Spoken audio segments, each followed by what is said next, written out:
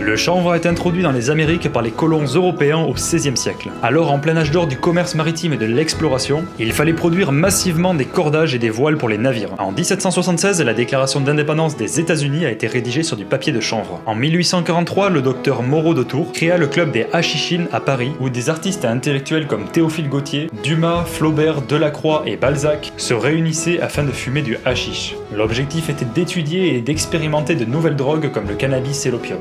Mais au début des années 1900, le cannabis connut une sévère répression partout dans le monde. D'abord aux États-Unis avec le Marijuana Tax Act de 1937 qui criminalisa le chanvre récréatif. Ce n'est qu'après la guerre dans les années 60 que le mouvement hippie s'empara de la marijuana et démocratisa ainsi dans le monde entier la consommation d'herbe. Mais ces 40 dernières années, le trafic illégal de cannabis est devenu le principal revenu du marché noir. En revanche, les recherches scientifiques et les études autour du cannabis se sont multipliées et ouvrant ainsi la voie vers de nouvelles opportunités pour la médecine.